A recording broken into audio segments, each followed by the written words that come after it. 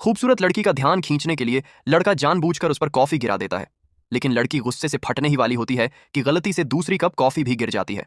अपने भीगे कपड़ों की परवाह किए बिना लड़की तुरंत अपने खानदानी जेड पेंडेंट को निकालकर बचा लेती है। वही जेड देखते ही लड़के का चेहरा बदल जाता है, क्योंकि यही वही पेंडेंट होता है जिसकी तलाश में वह पहाड़ से नीचे उतरा था। दरअसल पहाड़ से निकलने से पहले गुरु ने उसे आधा जेड दिया था और आदेश दिया था कि 7 दिनों के भीतर दूसरा आधा ढूंढना होगा, वरना उसकी मौत तय है, ताकि वह सही समय पर नियति की पत्नी तक पहुंच सके। गुरु ने 5 महिला शिष्यों को भी चुपके से उसकी रक्षा में भेजा था। शहर में पहुंचते ही लड़का गिरते हुए फूलदान को देखकर उसे बचाने दौड़ता है, लेकिन उसकी नजरें लड़की पर टिक जाने की वजह से उसे आवारा समझ लिया जाता है और लड़की वहीं उस पर हमला कर देती है।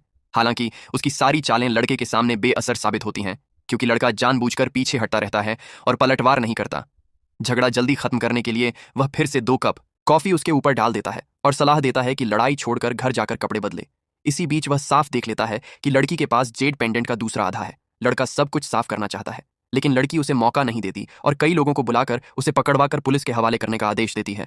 हालांकि ले जाते वक्त लड़के को एहसास होता है कि कोई संदिग्ध आदमी उनका पीछा कर रहा है, भविष्य की पत्नी खतरे में है। यह समझते ही वह अब ताकत छुपाना छोड़ देता है।